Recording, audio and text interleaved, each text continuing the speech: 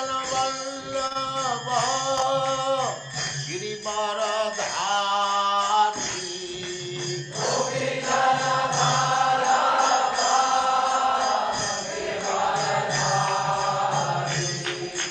गोपी जन वल्लभ गिरिवरधारी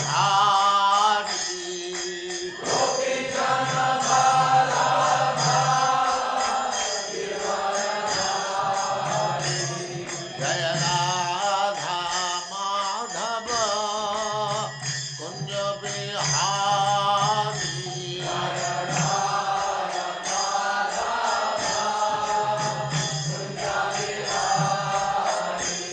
जय राधा माधव कुंज बिहारी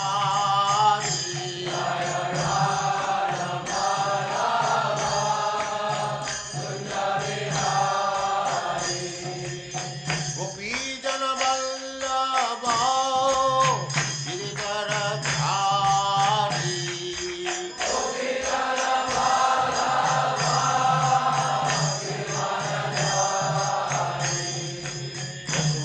यशोदानंदन ब्रज जन रंजन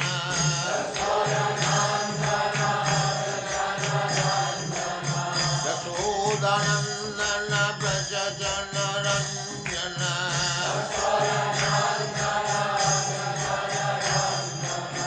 जमुना तीर वनचारी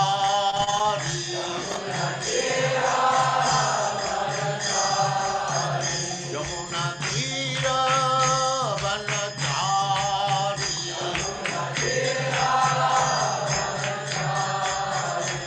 जय राधा माधव कुंज बिहारी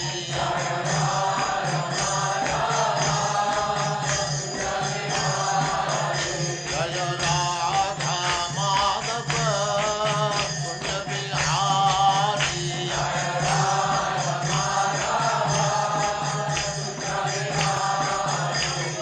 गोपी जन वल्लभ गिरिवरधारी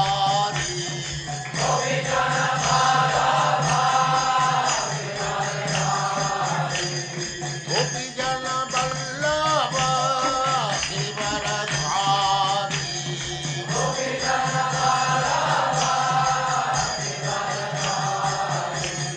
यशोदानंदन ब्रज जन रंजन यशोदानंदन ब्रज जन रंजन जमुना तीर वनचारी जय राधा माधव कुंज बिहारी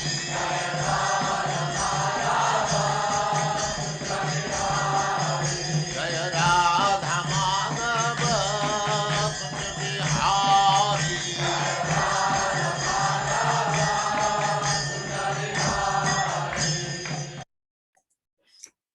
ओम नमो भगवते वासुदेवाय। ओम नमो भगवते वासुदेवाय। ओम नमो भगवते वासुदेवाय। ओम नमो भगवते वासुदेवाय। ओम नमो भगवते वासुदेवाय। ओम नमो भगवते वासुदेवाय। नारायणं नमस्कृत्य नारायण नमस्कृत्य नरं चैव नरोत्तमं नरं चैव नरोत्तमं देवीं सरस्वतीं व्यासं देवीं सरस्वती व्यासं ततो जयमुदीरये। ततो जयमुदीरये। नष्टप्रायेषु अभद्रेषु नष्टप्रायेषु भद्रेषु नित्यं भागवत सेवया नित्यं भागवतसेवया भगवती उत्तमा श्लोके भगवती उत्तम श्लोके भक्तिर्भवति नैष्ठकी। भक्तिर्भवति नैष्ठिकी। हरे कृष्ण, आप सबका स्वागत है। हरे कृष्ण प्रभु जी। हरे कृष्ण प्रभु जी। 32वें श्लोक से आगे बढ़ते हैं। निशम्य भगवान मार्गम संस्थाम यद कुलस्य च स्वः पथाय मतिम चक्रे निवृत्त आत्मा युधिष्ठिरः। निशम्य भगवान मार्गम संस्थाम यद कुलस्य च स्वः पथाय मतिम चक्रे निवृत्त आत्मा युधिष्ठिरः। मेरे साथ पढ़िए। निशम्य भगवान मार्गम निशम्य निशम्य भगवान् मार्गम् संस्थाम यदुकुलस्य च संस्थां यदुकुलस्य च स्वः पथाय मतिं चक्रे स्वपथाय मतिं चक्रे वृत्त आत्मा युधिष्ठिरः। निवृत्तात्मा युधिष्ठिरः। निशम्य भगवान मार्गम निशम्य भगवान मार्गम निशम्य भगवान् मार्गम् संस्थाम यदुकुलस्य च यदुकुलस्य च स्वः पथाय मतिं चक्रे स्वपथाय मतिं चक्रे निवृत्त आत्मा युधिष्ठिरः। निवृत्तात्मा युधिष्ठिरः। शब्दार्थ है निशम्य, कहकर भगवान के विषय में, मार्गम भगवान के प्रकट तथा अप्रकट होने के रास्ते, संस्थान यदुकुलस्य राजा यदु के वंश का च भी स्वः भगवान का धाम पथाय रास्ते में मतिम इच्छा चक्रे ध्यान दिया। निवृत्त आत्मा अकेले एकांत युधिष्ठिर राजा युधिष्ठिर ने। ये बात हो रही है जब भगवान कृष्ण इस ब्रह्मांड को छोड़ करके चले गए हैं, तब अर्जुन बहुत दुखी थे। अब आपने पढ़ा होगा बीच में क्या क्या हुआ। अब क्या हो रहा है सुनिए। भगवान कृष्ण के स्वधाम गमन को सुनकर किसने कहा? अर्जुन ने। किसको? युधिष्ठिर महाराज को बताया ऐसा हुआ। भगवान कृष्ण के स्वधाम गमन को सुनकर तथा यदुवंश के पृथ्वी के अस्तित्व का अंत समझकर महाराज युधिष्ठिर ने भगवत धाम जाने का निश्चय किया। वो खुद भी अब इस धरातल को छोड़ने वाले हैं, ऐसा बताया गया। मेरे साथ पढ़िए। भगवान कृष्ण के स्वधाम गमन को सुनकर भगवान कृष्ण के स्वधाम गमन को सुनकर तथा यदुवंश के पृथ्वी के अस्तित्व का अंत समझकर पृथ्वी के अंत समझकर महाराज युधिष्ठिर ने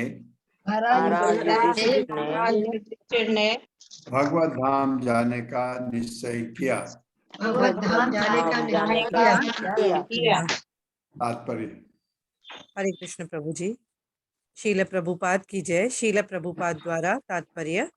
इस संसार के लोगों की दृष्टि से भगवान के दूर चले जाने की खबर सुनकर महाराज युधिष्ठिर ने अपना ध्यान भगवत गीता के उपदेशों की ओर मोड़ा। वे भगवान के प्राकट्य तथा प्रयाण की विधि के विषय में सोचने लगे। इस मर्तन्य ब्रह्मांड में भगवान के प्रकट होने तथा उनके अंतर ध्यान होने का उद्देश्य पूर्ण रूप से भगवान की परम इच्छा पर निर्भर करता है। वे किसी उच्चतर शक्ति द्वारा प्रकट या अप्रकट होने के लिए बाध्य नहीं है। जिस प्रकार जीव भौतिक प्रकृति के नियमों द्वारा प्रकट या अप्रकट होने के लिए बाध्य होते हैं, जब भी भगवान चाहते हैं वे कहीं भी और सर्वत्र प्रकट हो सकते हैं।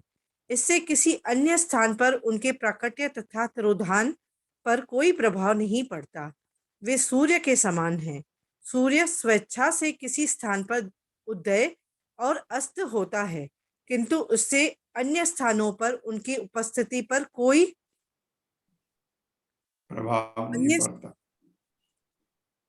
इससे उनके अन्य स्थानों पर उनके प्राकट्य तथा तिरोधान पर कोई प्रभाव नहीं पड़ता। वे सूर्य के समान है। सूर्य स्वेच्छा से किसी स्थान पर उदय और अस्त होता है, किंतु इससे अन्य स्थानों पर उनकी उपस्थिति पर कोई प्रभाव नहीं पड़ता। सूर्य पश्चिम गोलार्ध में अस्त हुए बिना भारत के प्रातः काल उदय होता है। सूर्य पूरे सौर मंडल में सर्वत्र उपस्थित रहता है, किंतु ऐसा प्रतीत होता है कि किसी एक स्थान में सूर्य निश्चित समय पर प्रातः उदय होता है और शाम को निश्चित समय पर अस्त होता है। जब सूर्य के लिए समय की सीमा कोई अर्थ नहीं रखती, तो फिर परमेश्वर के विषय में क्या कहा जाए? आखिरी लाइन है माता जी, जो सूर्य के जो सूर्य की भी स्वेच्छा तथा नियामक है, जो सूर्य के भी सृष्टा तथा नियामक है।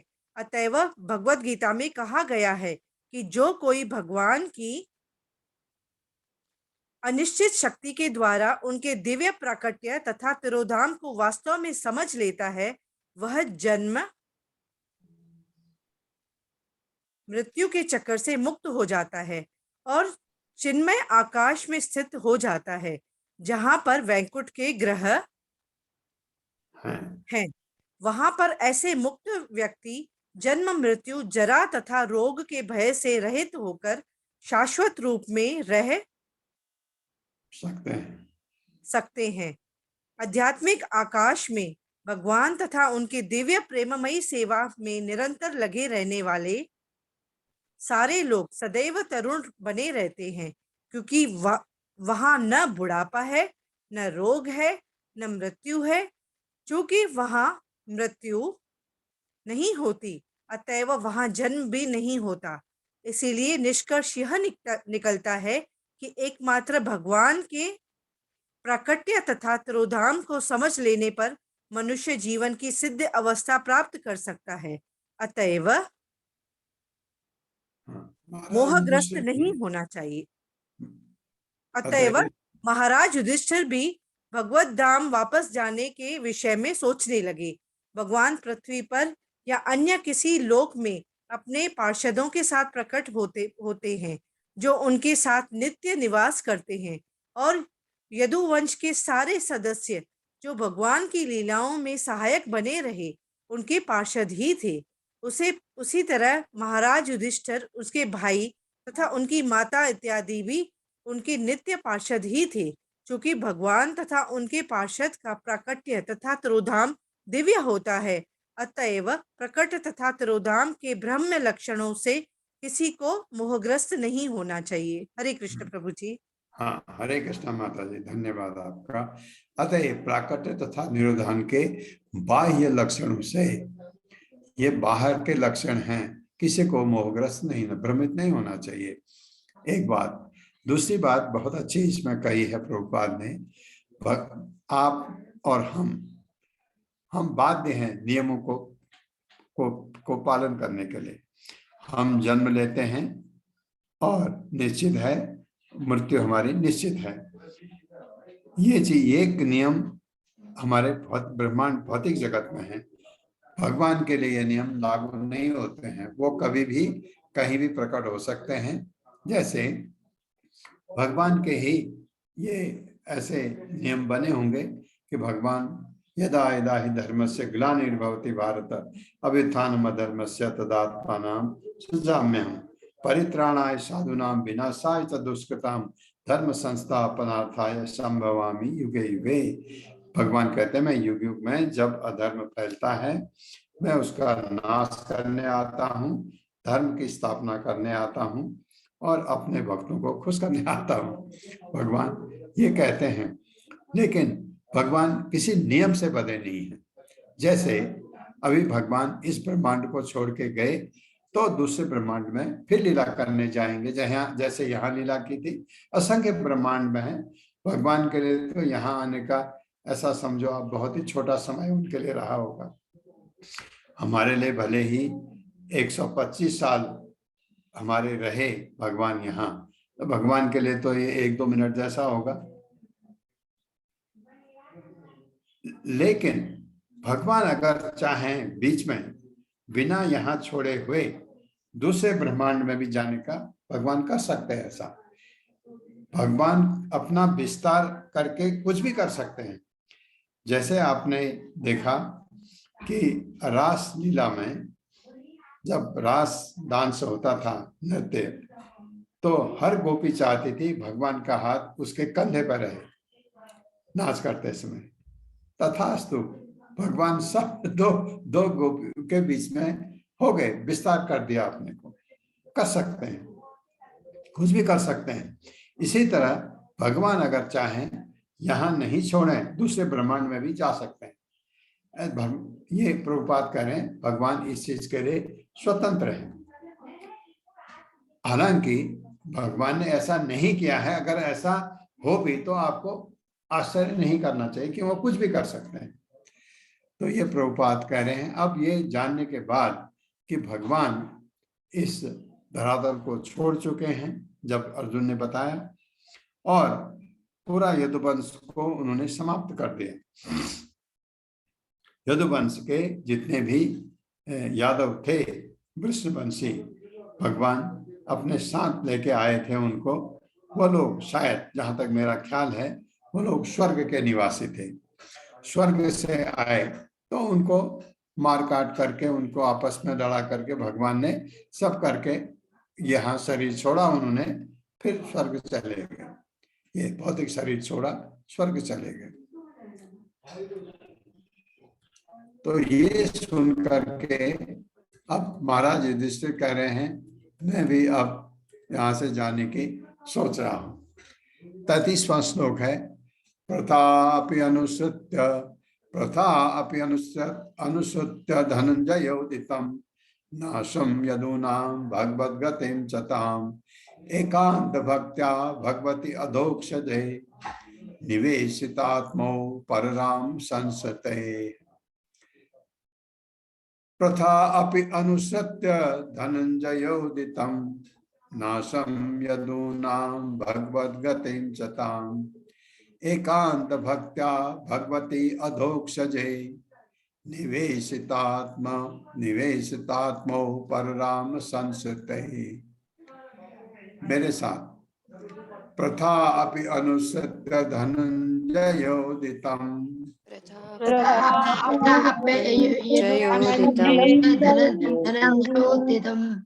नाशं यदूनां भगवद्गतिं चताम्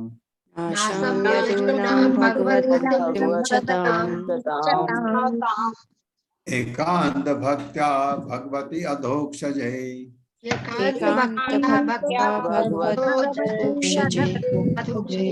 निवेशितात्मो परराम संसते।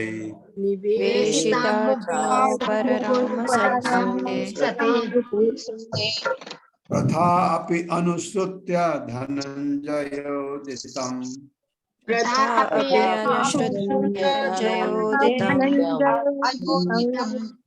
नाशं यदूनां भगवद्गतिं चताम्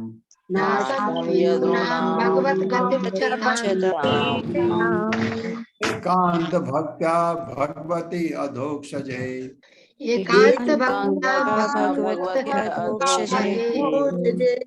निवेशितात्मो परराम संसते।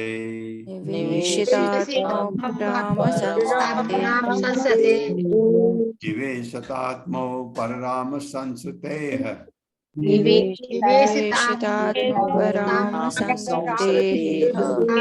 अपराम संसते है। शब्दार्थ, प्रथा पुंति ने अभी भी अनुसृत्य सुनकर धनंजय अर्जुन द्वारा उदितम कथित नाशम अंत यदुनाम यदुवंश का भगवत भगवान का गतिम तिरोधान च भी ताम उनको एक अंत अनन्य भक्त्या भक्ति से भगवती भगवान श्री कृष्ण में अधोक्षजे अध्यात्म में निवेशित आत्मा पूर्ण मनोयोग से ऊपर राम मुक्त हो गई संस्ते भौतिक अस्तित्व से। अर्जुन द्वारा यदुवंश के नाश तथा भगवान कृष्ण के अंतर्धान होने की बात सुनकर कुंती ने पूर्ण मनोयोग से दिव्य भगवान की भक्ति में अपने को लगा दिया। और इस तरह संसार के आवागमन से मोक्ष प्राप्त किया। तो क्या मतलब? भगवत धाम, बैकुंठ स्वर्ग नहीं, भगवत धाम। मेरे साथ पढ़िए। अर्जुन द्वारा यदुवंश के नाश यदुवंश के नाश तथा भगवान कृष्ण के अंतर्धान होने की बात सुनकर कुंती ने पूर्ण मनोयोग से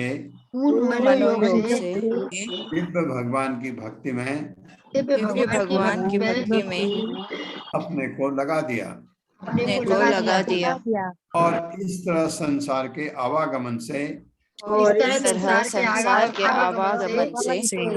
मोक्ष प्राप्त किया। क्योंकि कुंती भगवान की बहुत बड़ी भक्त थी, भगवान की बुआ लगती थी यहाँ, क्योंकि भगवान की जो लीला थी उसमें तो बुआ लगती थी। लीला में भगवान की कोई बुआ नहीं होती, भगवान अकेले हैं बस। लेकिन जब इस धरा पर आते हैं तो किसी के बेटे बनकर, किसी के भतीजे बनकर, ऐसे भगवान के संबंध बनते हैं जब भगवान अवतार लेते हैं। अन्यथा भगवान का कोई भाई नहीं, कोई बेटा नहीं, कोई पति नहीं, कोई पत्नी नहीं, कोई माँ नहीं, कोई बुआ नहीं भगवान। लेकिन कुंती इस चीज को बहुत अच्छी तरह समझती थी। कुंती, प्रेयर्स ऑफ कुंती, कितनी अच्छी किताब लिखी गई है प्रभुपाद ने। कुंती भगवान से प्रार्थना करती थी कि आप मुझे सुख में मत रखिए, क्योंकि मैं आपको भूल सकती हूँ। इतनी बड़ी भक्त थी। दुख में रहे मैं हमेशा आपको स्मरण करती थी, क्योंकि इतने कष्ट में हम रहे, आपने हमेशा मदद भी की, मैं हमेशा आपको याद करती थी। भगवान आप मुझे सुख मत दीजिए, क्योंकि हो सकता है मैं आपको भूल जाऊं। इतनी बड़ी भक्त थी। तो कुंती के लिए क्या किया, क्या होता है ऐसे लोगों में कि जब प्रकृति के 3 गुणों को पार कर चुके हैं, क्या करना है? आपने भौतिक संबंध एकदम खत्म, संबंध सिर्फ भगवान से, वही वो कर रही है। अपने को भगवान की दिव्य भक्ति में लगा दिया तो क्या होगा फिर? उनका भगवत धाम जाना निश्चित। जन्म मृत्यु जरा व्याधि से मुक्ति। जन्म मृत्यु जरा व्याधि, ये नॉइज आ रही कहीं से, इनको जरा म्यूट कर दीजिए। किसी के माइक से बहुत नॉइज आ रही, तो उनसे अपने को मुक्त कर दिया। किससे? भौतिक जगत से। और कहाँ लगा दिया? भगवान की दिव्य भक्ति में कुंती ने। इसका मतलब कुंती का मोक्ष प्राप्त करना या भगवत धाम जाना निश्चित है, ताकि जन्म मृत्यु जरा व्याधि से मुक्ति हो गई। कृपया किसी का माइक बहुत गड़बड़ कर रहा है, उसको म्यूट कर लीजिए। आप सुन सकते हैं, आपको बोलने की जरूरत नहीं है। हरे कृष्णा। मेरे साथ हो गया ना माता जी? जी प्रभु जी। जी प्रभु जी। हाँ, तात्पर्य पढ़वाइए। हरे कृष्णा। अनीता माता जी। हरे कृष्णा प्रभु जी। हरे कृष्णा माता जी। तात्पर्य श्री शील प्रभुपाद द्वारा शील प्रभुपाद की जय। सूर्य के अस्त होने का यह अर्थ नहीं होता कि सूर्य का अंत हो गया है। इसका अर्थ यह है कि सूर्य हमारी दृष्टि से ओझल हो गया है। इसी प्रकार किसी विशेष लोक या ब्रह्मांड में श्री भगवान के कार्य के अंत का अर्थ मात्र इतना ही होता है कि वे हमारी दृष्टि से ओझल हो गए हैं। यदुवंश के अंत का यह भी अर्थ नहीं है कि उसका विनाश हो गया। वह श्री भगवान के साथ हमारी दृष्टि से अप्रकट हो जाता है। जिस प्रकार महाराज युधिष्ठिर ने भगवत धाम जाने का निश्चय कर लिया, उसी प्रकार कुंती ने भी किया। अतएव वे श्री भगवान की दिव्य भक्ति में लग गई, जिससे वर्तमान भौतिक शरीर को त्यागने के पश्चात भगवत धाम जाने हेतु प्रवेश पत्र निश्चित हो सके। श्री भगवान की भक्ति का शुभारंभ इस देह के आध्यात्मिकरण की शुरुआत है, और इस प्रकार श्री भगवान के अनन्य भक्त का इस देह से समस्त भौतिक संपर्क छूट जाता है। भगवत धाम कोई कपोल कल्पना नहीं है, जैसा कि नास्तिक या अज्ञानी लोग सोचते हैं। लेकिन वहां तक स्पुतनिक या अंतरिक्ष यान जैसे किसी भौतिक साधन द्वारा पहुंचा नहीं जा सकता, लेकिन इस शरीर को त्यागने के पश्चात अवश्य ही वहां पहुंचा जा सकता है। और मनुष्य को चाहिए कि भक्ति में सेवा के अभ्यास से वह भगवत धाम वापस जाने की तैयारी करे। वह भगवत धाम जाने हेतु प्रवेश पत्र का कार्य करती है और कुंती ने यही किया। हरे कृष्णा प्रभु जी। हरे कृष्णा माता जी। मनुष्य को चाहिए कि भक्तिमय सेवा के अभ्यास से वह भगवत धाम वापस जाने की तैयारी करे। रास्ता बता दिया हमको भगवत गीता ने, और भागवतम में भी वही चीज आती है कि कैसे भगवत धाम आप जा सकते हैं, कि भौतिक संपर्क एकदम समाप्त करके सिर्फ संपर्क भगवान से। तो यह भगवान धाम जाने के लिए प्रवेश पत्र का कार्य करती है, और कुंती ने यही किया।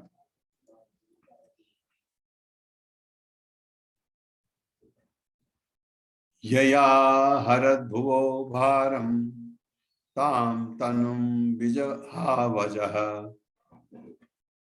कंटकम कंटकेनेव द्वयं चापि सितुः समम यदा हरद्भुवो भारम ताम तनुं विजहावजः कंटकम कंटकेनेव द्वयं चापि सितुः समम। मेरे साथ, यदा हरद्भुवो भारम यदा हरद्भुवो भारम ताम तनुं विजहावजः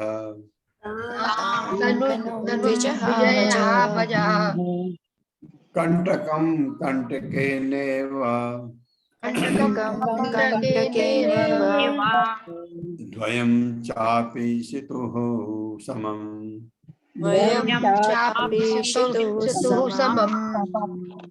यया हरद्भुवो भारम यया हरद्भुवो भारम ताम तनुं विजहावजः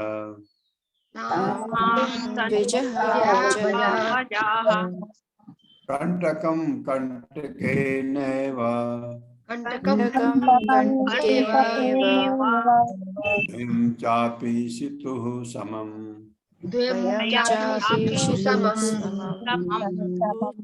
शब्दार्थ है यया, जिससे अहरत छीन लिया, भुवः संसार का भारम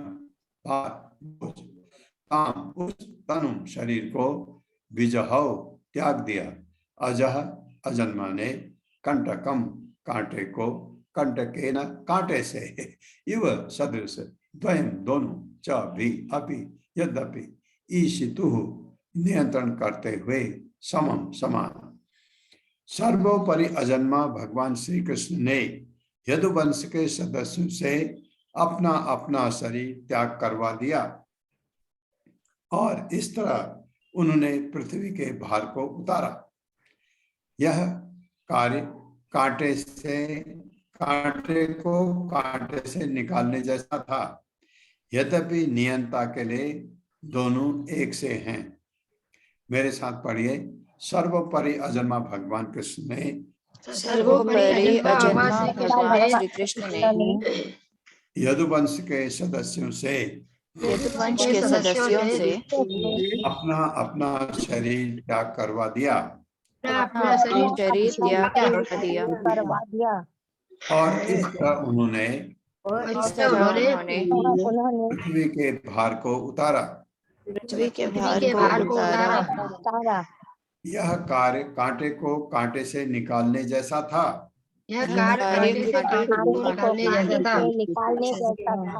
यद्यपि नियंता के लिए दोनों एक से हैं।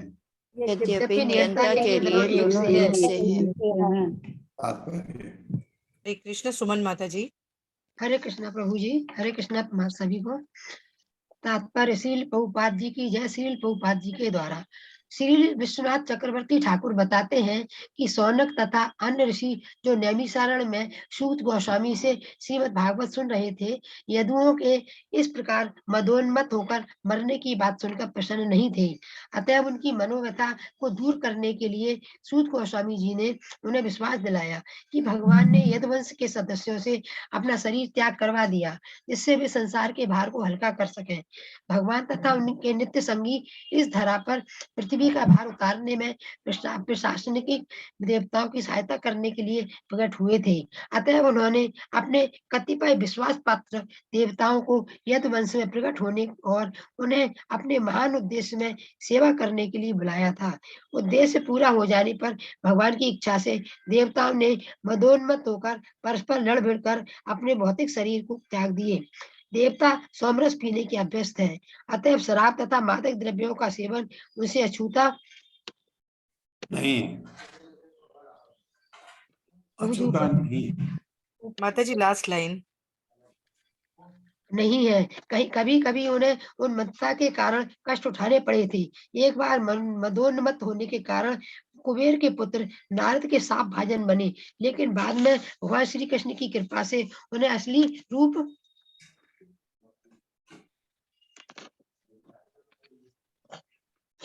ऊपर ऊपर माता जी प्राप्त हो सका। लेकिन बाद में भगवान कृष्ण की कृपा, आखिरी लाइन पढ़िए, प्राप्त हो सका। एक बार मदोन्मत्त होने के कारण कुबेर के पुत्र नारद के साप भाजन बने, लेकिन बाद में भगवान श्री कृष्ण की कृपा से उन्हें असली रूप ऊपर से पढ़िए, प्राप्त हो सका। यह कथा दसम स्कंद में मिलेगी। परमेश्वर के लिए असुर तथा देवता दोनों समान हैं, लेकिन देवता भगवान के आज्ञाकारी हैं, किंतु असुर नहीं है। अतः कांटे से कांटा निकालने का उदाहरण उपयुक्त, अत्यंत उपयुक्त है। एक कांटा जो भगवान के पांव में चुभता है वह निश्चय ही उन्हें कष्टदायक है, और दूसरा कांटा जो पीड़ादायक तत्वों को निकालता है निश्चय ही भगवान की सेवा करता है। यद्यपि प्रत्येक जीव भगवान का अंश है, फिर भी जो भगवान को चुभता है वह असुर है, और जो स्वेच्छा से सेवक है वह सिद्ध देवता कहलाता है। भौतिक जगत में देवता तथा असुर सदा ही लड़ते रहते हैं, और देवता सदा ही भगवान द्वारा असुरों के हाथों से बचाए जाते हैं। ये दोनों ही भगवान के नियंत्रण में रहते हैं। ये संसार दो प्रकार के जीवों से भरा हुआ है, और भगवान का उद्देश्य सदैव देवताओं की रक्षा करना है। प्रभु जी थोड़ा सा ऊपर करिए। देवताओं की रक्षा करना तथा जब भी संसार में आवश्यकता होती है तब असुरों का विनाश करना है। इस तरह दोनों का कल्याण होता है। दोनों का कल्याण होता है। कृष्ण प्रभु जी, दोनों का कल्याण कैसे होता है?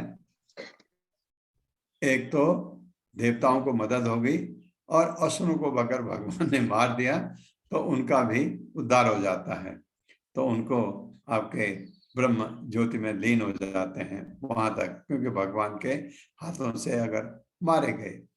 तो ये कह रहे हैं, ये जो वृषवंशी थे, ये भगवान के सांसद थे, भगवान के साथ आए थे।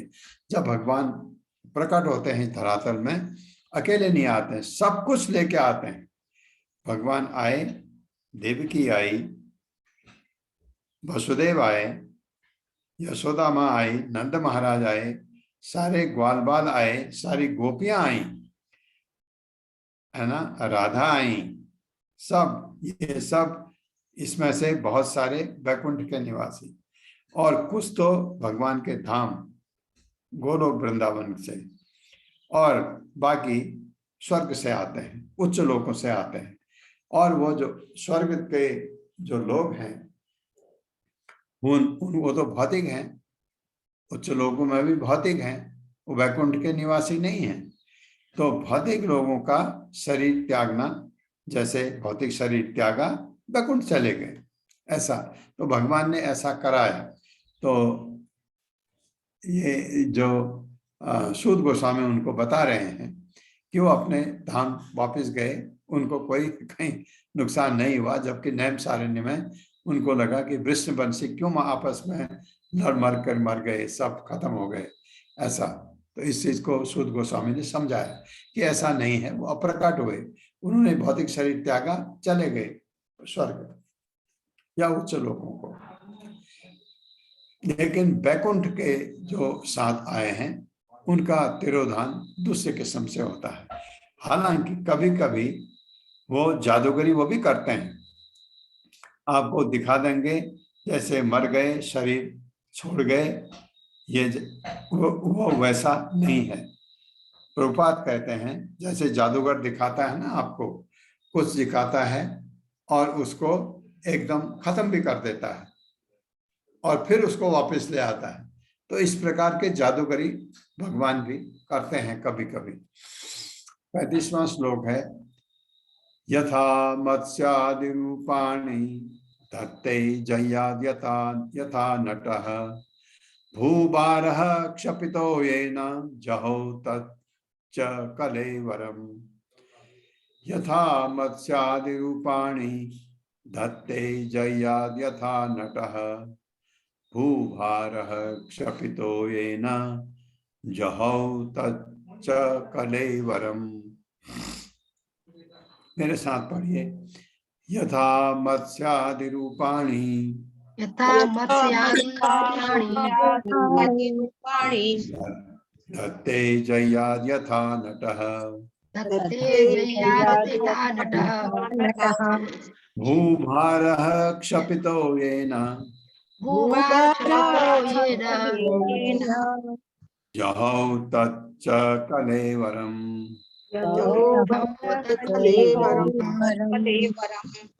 यथा मत्स्यादि रूपाणि यथा मत्स्यादि रूपाणि धत्ते जय्याद् यथा नटः धत्ते जय्याद् यथा नटः भूभारः क्षपितो येन भूभारः क्षपितो येन जहौ तच्च कलेवरम्।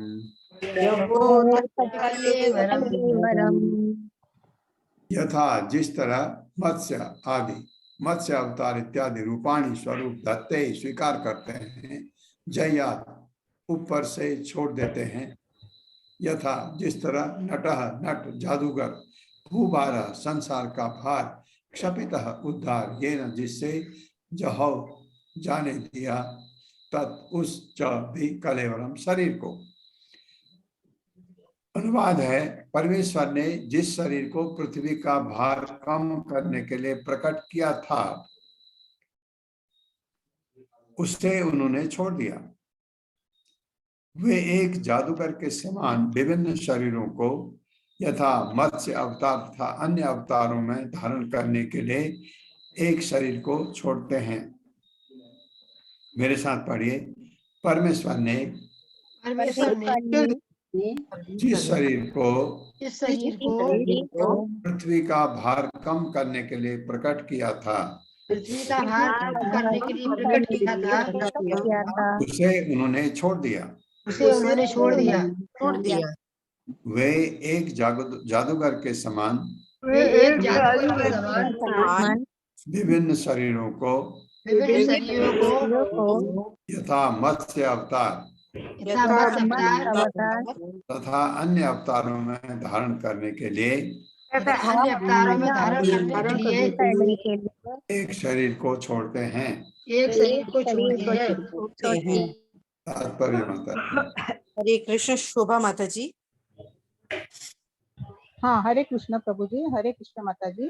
तात्पर्य, श्री प्रभुपाद की जय। श्री प्रभुपाद द्वारा पूर्ण पुरुषोत्तम भगवान न तो निर्विशेष है न निराकार, किंतु शरीर उनसे अभिन्न है। अतएव ये शाश्वतता, ज्ञान तथा आनंद के स्वरूप जाने जाते हैं। वधु वैष्णव तंत्र में स्पष्ट उल्लेख है कि जो कोई भगवान कृष्ण के स्वरूप को भौतिक शक्ति में बना मानता है उसे समाज के सभी प्रकार से अलग कर दिया जाना चाहिए, और यदि संयोगवश कोई ऐसे अविश्वासी का मुंह देख ले तो उसे वस्त्र समेत नदी में कूदकर अपने को स्वच्छ करना चाहिए।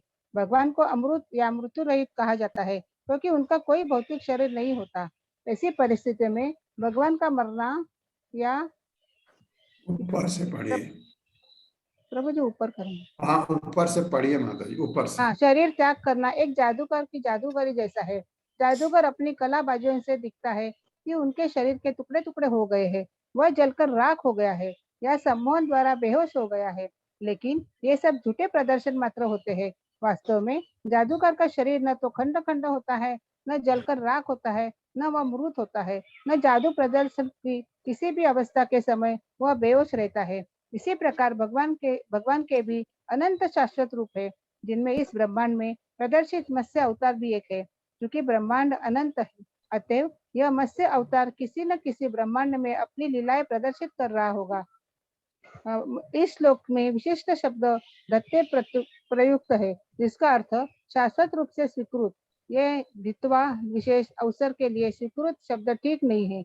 भाव यह है कि भगवान मत्स्य अवतार की सृष्टि नहीं करते, उनका यह रूप शाश्वत होता है और ऐसे अवतार के प्राकट्य से तथा अंतर्धान होने से विशिष्ट प्रयोजन की सिद्धि होती है। भगवत गीता 7.24-25 में भगवान कहते हैं, निर्विशेषवादी सोचते हैं कि मेरा कोई स्वरूप नहीं होता, मैं निराकार हूँ, लेकिन चूंकि इस समय मैंने एक प्रयोजन पूरा करने के लिए स्वरूप स्वीकार किया है, अतएव मैं प्रकट हूँ। थोड़ा ऊपर करो पिता प्रभु जी। लेकिन ऐसे चिंतक वास्तव में बुद्धिहीन होते हैं, भले ही वे वैदिक साहित्य के अच्छे विद्वान हो, लेकिन ये मेरी अचित्य शक्तियों के मेरे शाश्वत स्वरूप के प्रति एक तरह अनजान रहते हैं।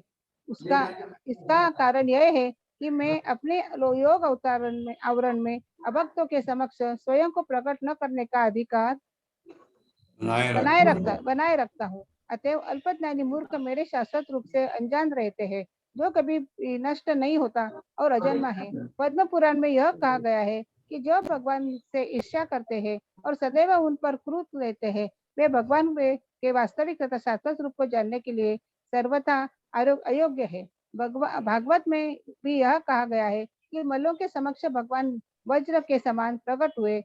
जब भगवान ने शिशुपाल का वध किया तो वह ब्रह्म ज्योति की चकाचांद से उन्हें कृष्ण के रूप में नहीं देख पाया। अंततः कंस द्वारा नियुक्त मल्लों के समक्ष वज्र के रूप में भगवान का क्षणिक प्राकट्य अथवा शिशुपाल के समक्ष भगवान का जाज्वल्यमान स्वरूप भगवान के त्याग दिया।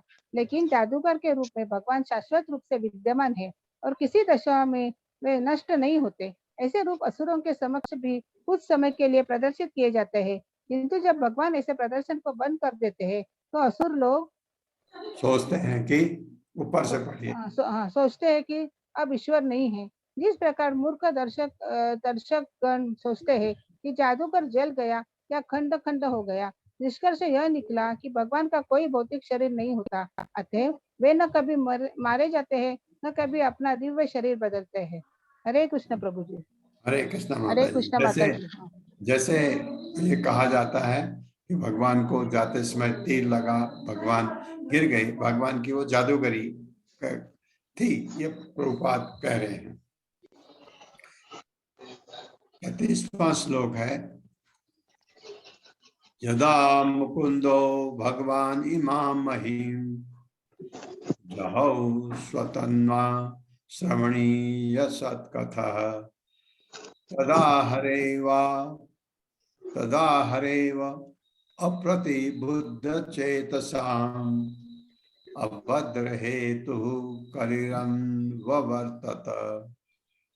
यदा मुकुंदो भगवान इमां महीम जहौ स्वतन्वा श्रवणीय सत्कथः तदा हरेव अप्रतिबुद्ध चेतसाम् अभद्र हेतु कलिरन्ववर्तत।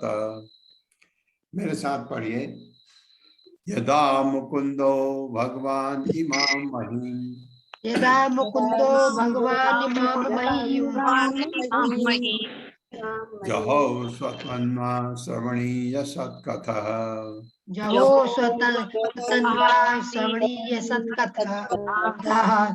तदा हरेव अप्रतिबुद्ध चेतसाम्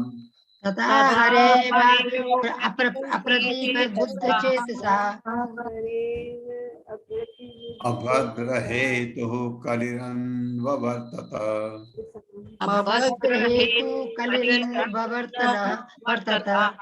यथा मुकुंदो भगवान इमां महीम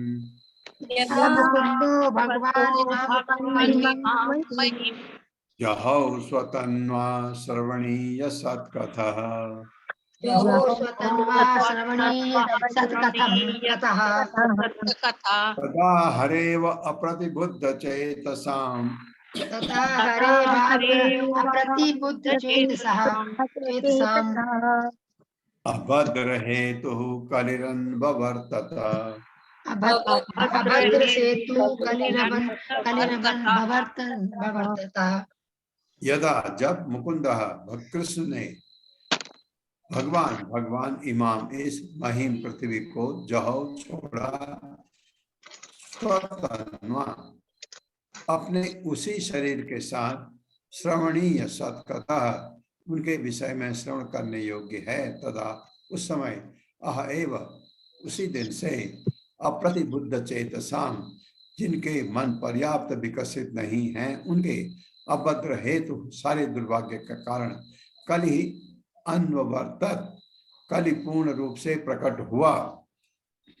जब भगवान श्री कृष्ण ने अपने उसी रूप के साथ इस पृथ्वी लोक को छोड़ दिया, उसी दिन से कली जो पहले ही अंशतः प्रकट हो चुका था, अल्पज्ञों के लिए अशुभ परिस्थितियां उत्पन्न करने के लिए पूरी तरह प्रकट हो गया। मेरे साथ पढ़िए। जब भगवान श्री कृष्ण ने अपने उसी रूप के साथ इस पृथ्वी लोक को छोड़ दिया, उसी दिन से कली जो पहले ही अंशतः प्रकट हो चुका था, अल्पज्ञों के लिए अशुभ परिस्थितियां उत्पन्न करने के लिए पूरी तरह प्रकट हो गया।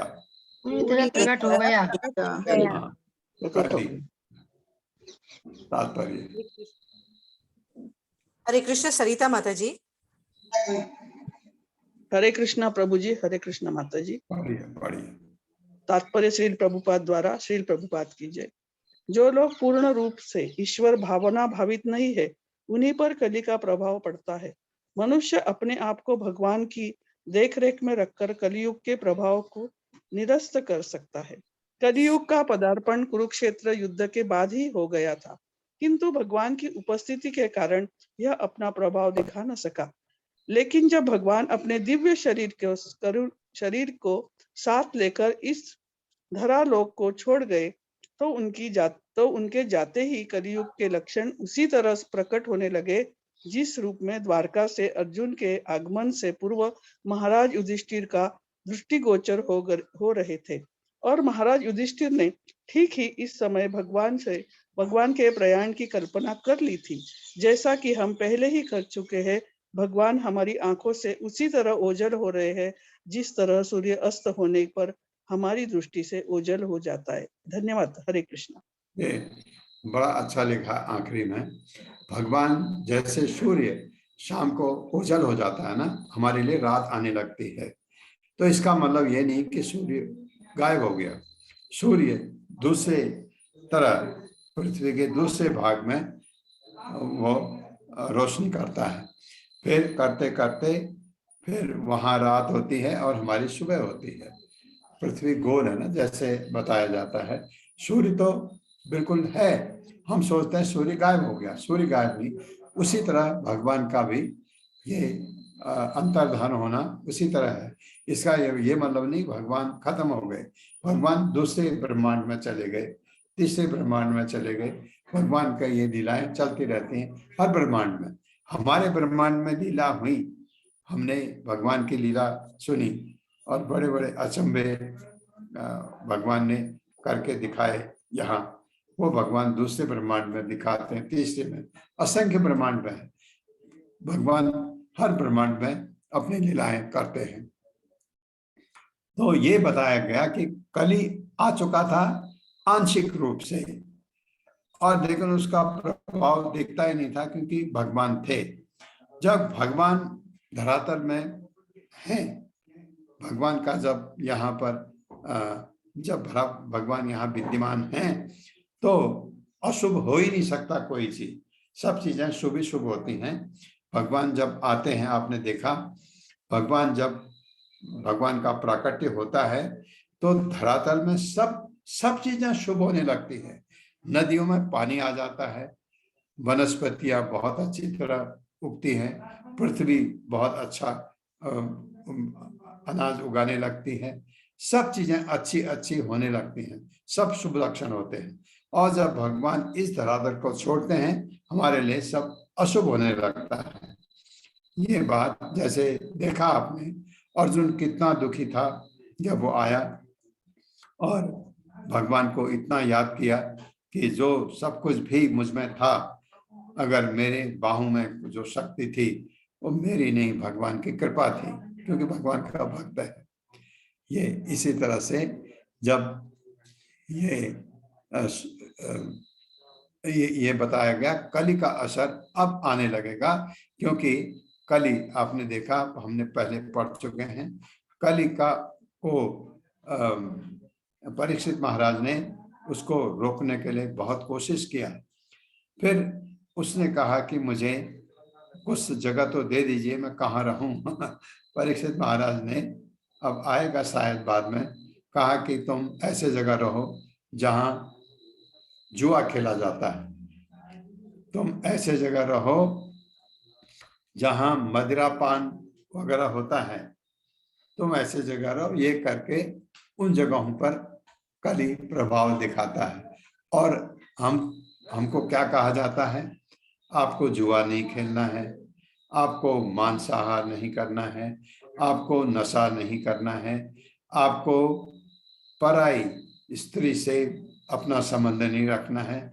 4 रेगुलेटिव प्रिंसिपल, ये क्योंकि इन चारों जगह पर कली है, चारों जगह पर जहां पर वैश्यावृत्ति होती है कली वहां है, जहां मदिरा पान होता है, नशा, वहां कली है, जहां जानवरों को मारा जाता है, उनको खाया जाता है, वहां कली है ना। ये 4 जो रेगुलेटिव प्रिंसिपल हमको बताए गए, जहां ये कली का प्रभाव है, हमको उससे, उस चीज से अलग रखना है। 4 रेगुलेटिव प्रिंसिपल जो आपको बताए गए, ये 4 चीजों से, तो कली से हम अपने को बचा सकते हैं।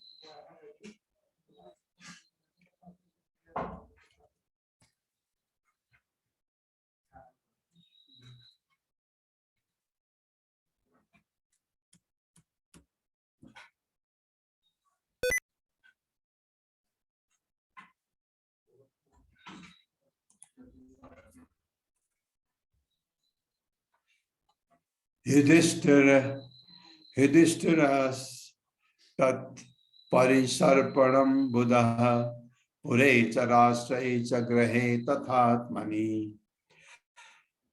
विभाव्य लोभानृतजिम्महिंसना हिंसनादि अधर्म चक्रम गमनाय पर्यधात्। मेरे साथ पढ़िए, युधिष्ठिरस्तत् परिसर्पणं बुधः युधिष्ठिरस्तत्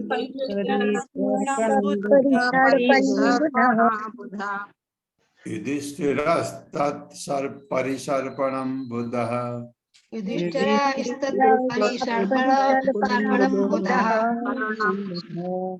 पुरे च राष्ट्रे च गृहे तथात्मनि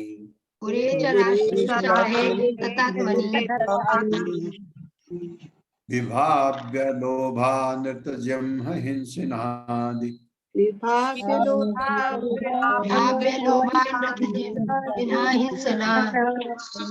धर्म चक्रम गमनाय पर्यधात्।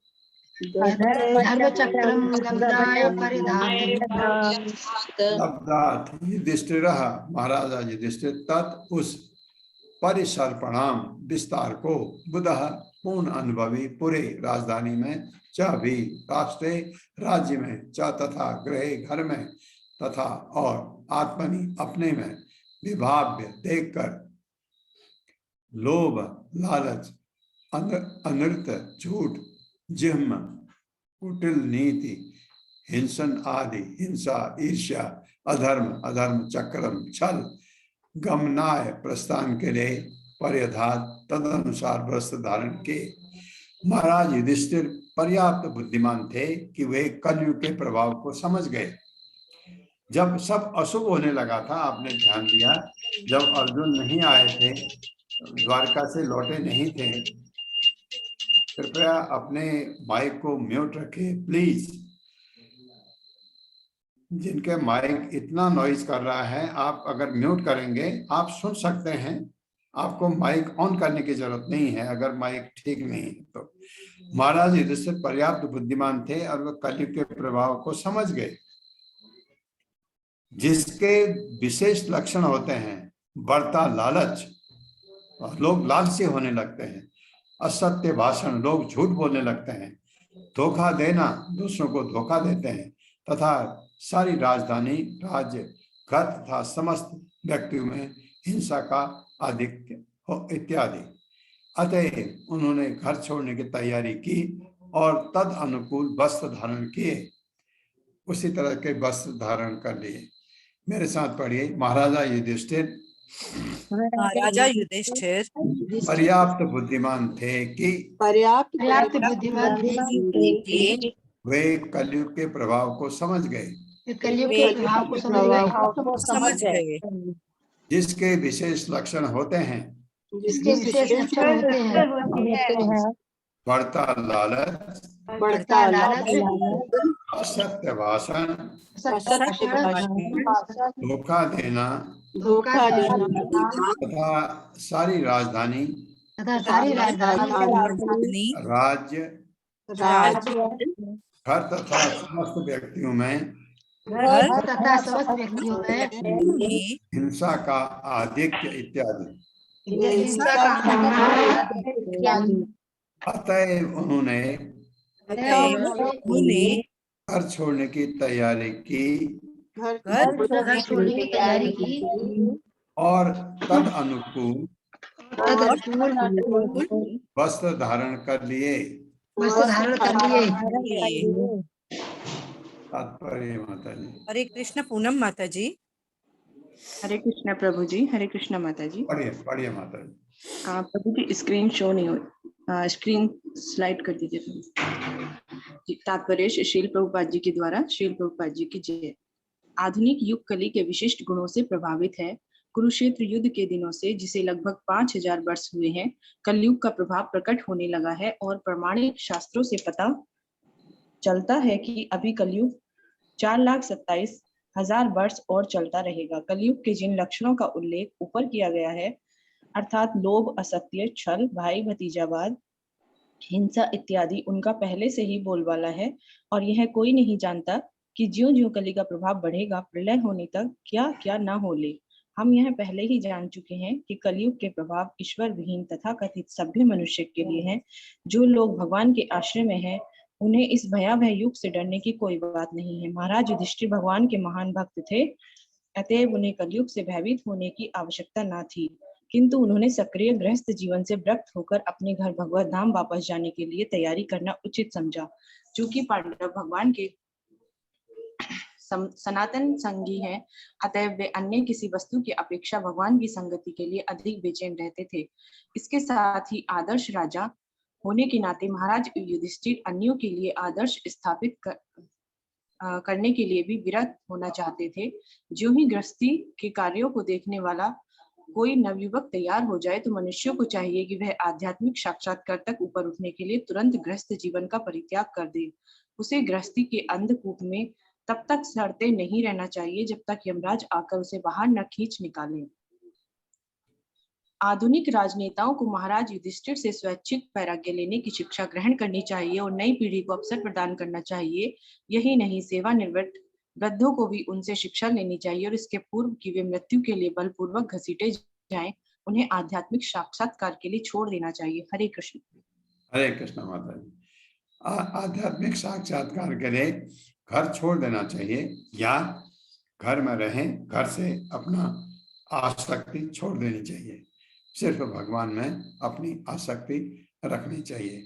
ये ओम अज्ञान तिमिरान्धस्य ज्ञानांजन शलाकया चक्षुरुन्मिलितं येन तस्मै श्री गुरुवे नमः। नमः ओम विष्णुपादाय कृष्णप्रेष्ठाय भूतले श्रीमते भक्ति वेदांत स्वामिनिति नामिने नमस्ते सरस्वती देवे गौरवाणी प्रचारणे निर्विशेष शून्यवादी पाश्चात्य तारणे। जय हो श्री कृष्ण चैतन्य प्रभु नित्यानंद श्री अद्वैत गदाधर शिवासादि गौर भक्तवृंद। हरे कृष्णा कृष्ण कृष्णा हरे हरे, हरे राम राम राम हरे हरे। हरे कृष्णा। सोनिया अग्रवाल माता जी, हरे कृष्णा। बोलिए माता जी। हरे कृष्ण। सोनिया माता जी अनम्यूट करें। अनम्यूट हो चुके हैं, बोलिए माता जी। शायद माइक नहीं काम कर रहा। हरे कृष्णा। अनुराधा माता जी। हरे कृष्णा प्रभु जी, दंडवत प्रणाम। माता प्रभु जी, आज मैं आपसे थोड़ा माधवेंद्रपुरी जी आचार्य के बारे में सुनना चाहती हूँ थोड़ा। हाँ माता जी बोलिए। उन्हीं के बारे में आपसे सुनना चाहते हैं प्रभु जी। कहाँ पढ़ सकते हैं उनके बारे में, ज्यादा ये भी जानना चाहते हैं। माधवेंद्रपुरी एक परमहंस थे और जो उनके बारे में मैंने सुना है, हालांकि उनके बारे में अलग से साहित्य में कहीं लिखा होगा, वैदिक साहित्य में। वो गोवर्धन पर्वत की परिक्रमा की उन्होंने, वहां आए, वृंदावन गए, गोवर्धन गए, गोवर्धन की परिक्रमा करके वो गोविंद कुंड में स्नान करके पेड़ के नीचे बैठ गए और माला जपने लगे। अपने माला जप रहे थे और सोचा अब अंधेरा हो गया, यहीं पर आज रात गुजार लूंगा। इतने में एक कोई बालक आया गांव से, कहा कि गांव वाले यहाँ प्रथा है कि कोई भूखा नहीं सोता है, तो गांव वालों को ने देखा कि तुम भूखे सो रहे हो, इसलिए उन्होंने तुम्हारे लिए दूध भेजा है। ये बर्तन में गर्म दूध है, दूध पियो, मैं थोड़ी देर में बर्तन ले जाऊंगा। तो माधवेंद्रपुरी ने दूध पिया, पी के बर्तन धोया, रख दिया और थोड़ी देर इंतजार करते रहे। वो बालक नहीं आया। आंखें लग गई, पेड़ के नीचे बैठे थे। तो फिर भगवान सपने में आए, उनसे कहा कि मैं ही था जो तुम्हारे लिए दूध लाया। तुम ऐसा करो, मेरी एक अर्चा विग्रह जो है इस झाड़ियों में, गोवर्धन के नीचे झाड़ियों में एक भक्त ने छिपा दी थी। जब वहाँ औरंगजेब का ने सब मंदिरों को तोड़ना शुरू किया था, तो एक भक्त ने वहाँ छिपा दी होगी। तो उनको कहा मूर्ति छिपा दी है, वहाँ मुझे बहुत गर्मी लग रही है, मुझे वहां से निकालो। माधवेंद्रपुरी को। माधवेंद्रपुरी सुबह उठे, गांव वालों को बुलाया और क्योंकि वो भगवान के परम भक्त थे और सन्यासी थे, तो लोग बहुत बहुत सम्मान करते थे ऐसे व्यक्तियों का उस टाइम पर। तो वो सब लेके आए, झाड़ियाँ काटी और वहाँ पर भगवान की मूर्ति मिली, गोपाल जी की। वो मूर्ति वहाँ से निकाली, उसको अब तो गोवर्धन पर्वत के ऊपर जाना मना है, वो पर्वत के ऊपर ले गए।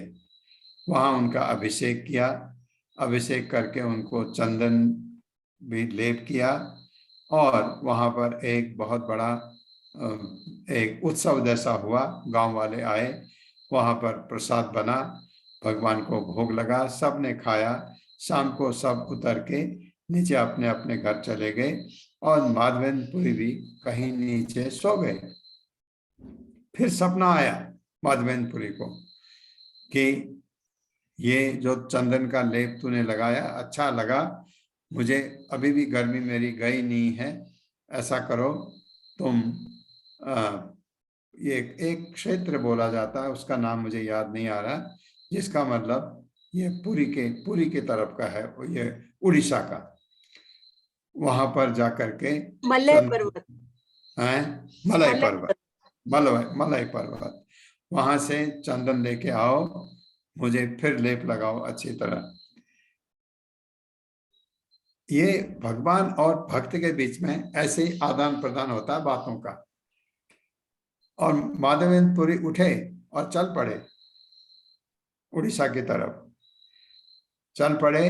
चलते चलते वो जब पहुंचे आपके एक जगह है, उस जगह का नाम है, आपको याद होगा माता जी, रेमुना। रेमुना। रेमुना के पास एक, अब तो वहां पर एक रेलवे स्टेशन भी है 8-10 किलोमीटर दूर, बालासोर कहते हैं उसको। बालासोर के पास वहां से आपको फिर गाड़ी लेके जाना पड़ता है, 8-10 किलोमीटर है रेमुना।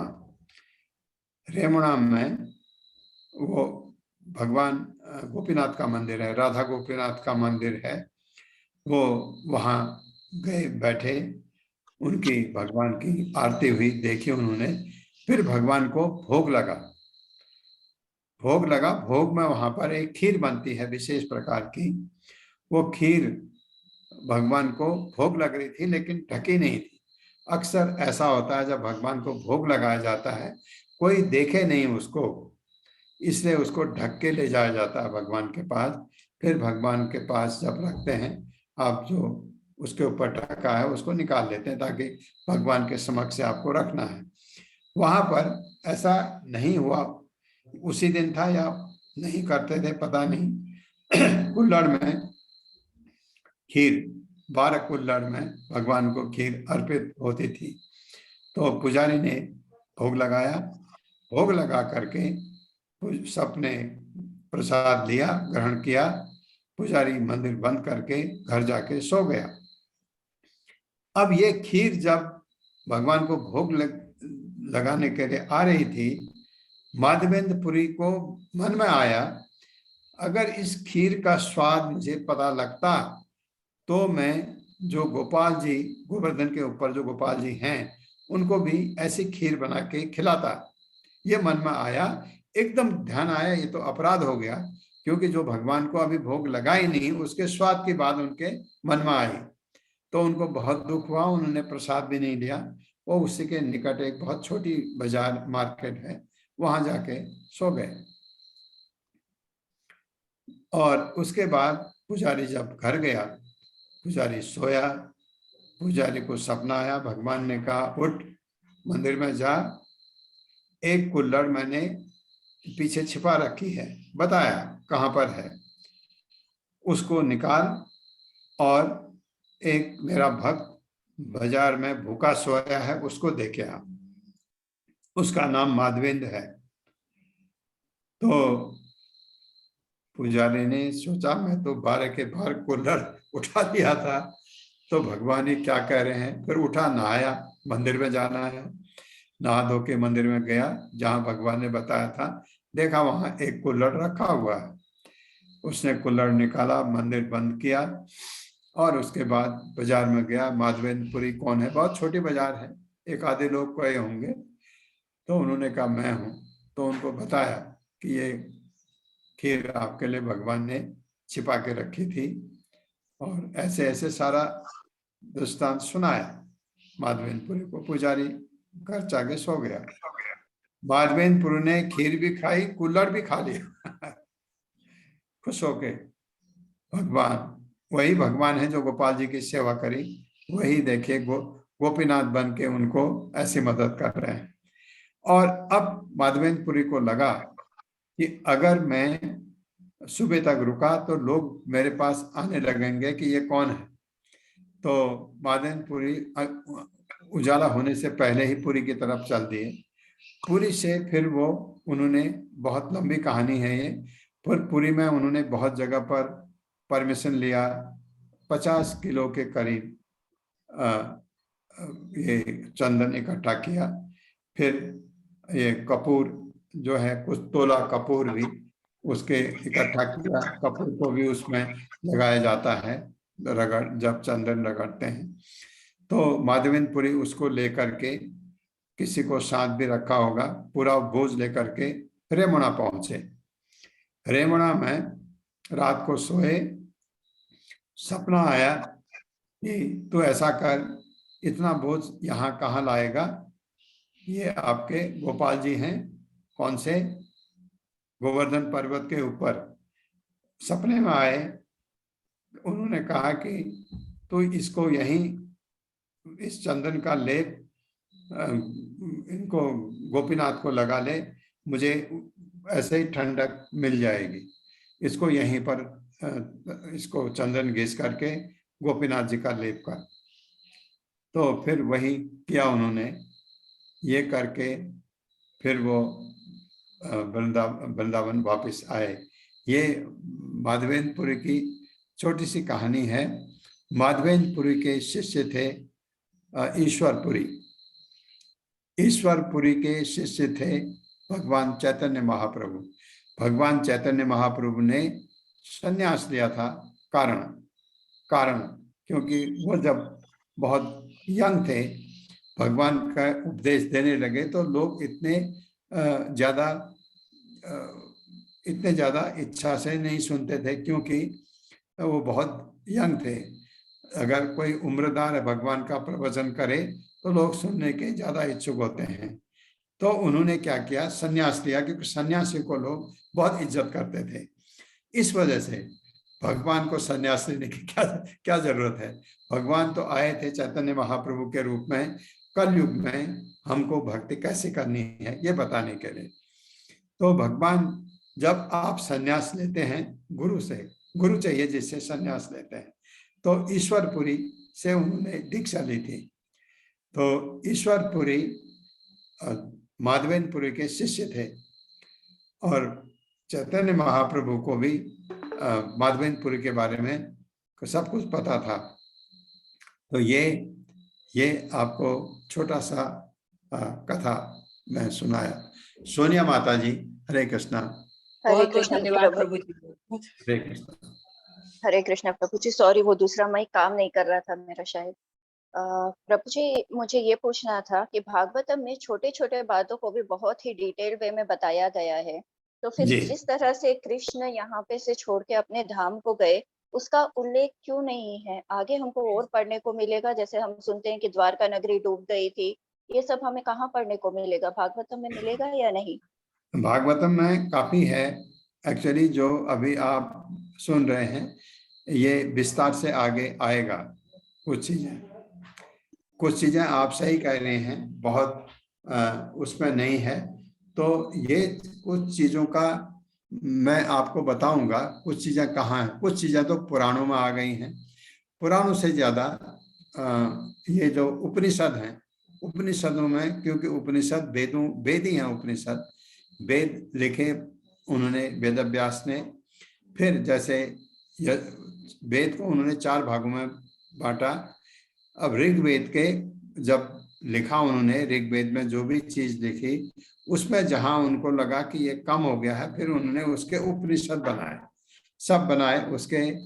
जैसे आप लिखते हैं ना कोरोलरीज लिखते हैं। जब आप कोई लेख लिखते हैं, कोई चीज को आप समझते हैं कि यहाँ पर इसको विस्तार से न लिखा जाए, बाद में इसके लिए हम बाद में लिख देंगे, उसको फिर पीछे खत्म होने के बाद कोरोलरीज लिखते हैं। ऐसे उपनिषद भी वेदी हैं, वेदों का अंश है वो। जैसे यजुर्वेद के मेरे ख्याल से बहुत ज्यादा हैं, ऋग्वेद के हैं, सामवेद के हैं, अथर्ववेद के हैं। 108 मुख्य उपनिषद हैं। उप उपनिषद भी हैं, छोटे छोटे भी हैं, पर 108 उपनिषद हैं, उनमें भी वर्णन है। तो ये कोशिश करूंगा मैं कि इसका वर्णन कहाँ ज्यादा दिया हुआ है, कहाँ मिल सकता है, और ये बता कौन सकता है, जिसने पढ़ा हो। तो ये मैं कोशिश करूंगा। हरे कृष्णा। रश्मि माता जी, कैसी हैं आप? हरे कृष्णा प्रभु जी, मैं काफी सही हूँ। माता जी, मैं आपसे क्षमा मांगता हूँ पहले। नहीं, ऐसा नहीं। आपका एक मिस्ड कॉल आया था, मैं उसको बाद में देखा, लेकिन मैं इतना व्यस्त था कि मैं आपको रिटर्न कॉल नहीं कर पाया। कोई बात नहीं, मैं उस विषय में बाद में बात करूंगी। मेरे मन में एक प्रश्न आ रहा है और जी। मैं उसके लिए बहुत ज्यादा परेशान हो रही हूँ, इसलिए मैंने आपसे इस समय पूछा।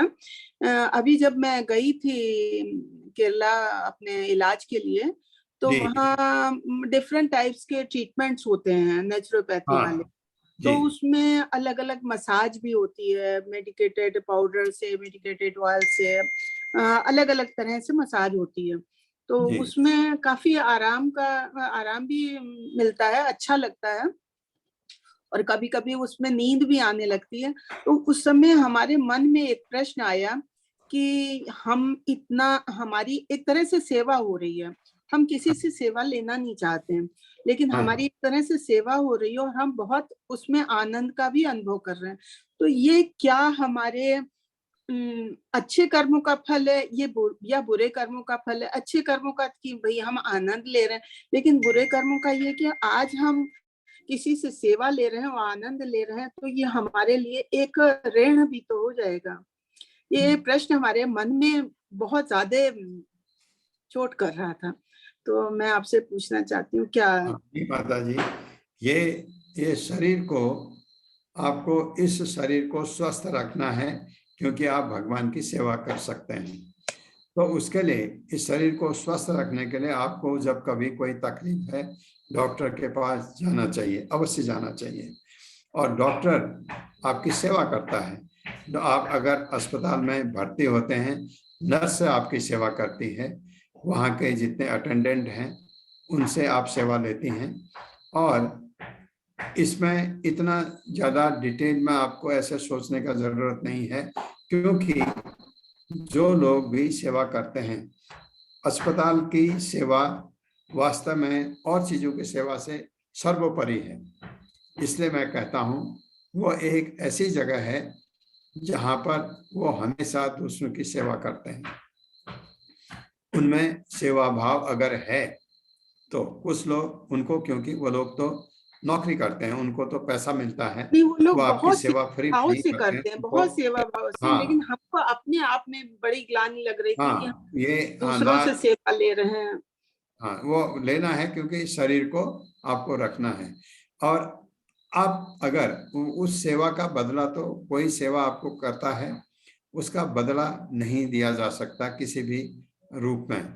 लेकिन कुछ आप समझते हैं वो संस्था बहुत अच्छा काम कर रही है, तो आप उनको एक लेटर बहुत अच्छा लिख करके दे सकते हैं कि ये कि और आपके लिए, उनके लिए आप भगवान से प्रार्थना करें कि इनका कल्याण हो।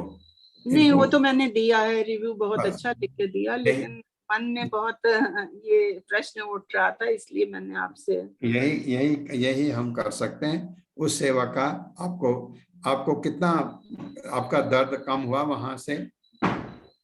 दर्द काफी कम हुआ, और बल्कि हम आपको बताएं, नामनिश्चय प्रभु जी मेरे से कह रहे थे कि मैं आपसे भी इसके बारे में बात करूं कि आप और माता जी को इतना कष्ट है, तो आप लोग भी वहां जरूर जाएं। आप लोग भी वहां जरूर जाएं। अगर आपको ऐसे जाने में लगता है तो नेक्स्ट टाइम जब हमारी विजिट होगी तब आप चलें, तो आप लोग भी वहां जाएं और अपना थोड़ा सा स्वास्थ्य लाभ लें। हाँ, हमारा मन है ऐसा करने का, मन है, नहीं, आप लेकिन जाइए, पता बहुत नहीं अच्छा, कुछ और ना वहाँ कुछ बहुत ऐसा आनंद भी होता आएगा। है। पहाड़ जैसा वातावरण भी है, वहाँ बहुत अच्छा एटमॉस्फेयर है कि जो और सबसे बड़ी बहुत बात है, शांत प्रिय जगह है। हाँ नहीं, तो मुझे जो सबसे अच्छी बात है वहाँ कि आप अगर चाहें आपको बिना लहसुन प्याज का खाना बना के दे देते हैं वो। हाँ, हमारा सेपरेट खाना मुझे बनता था, जी हमारा माता जी। सेपरेट खाना बनता था।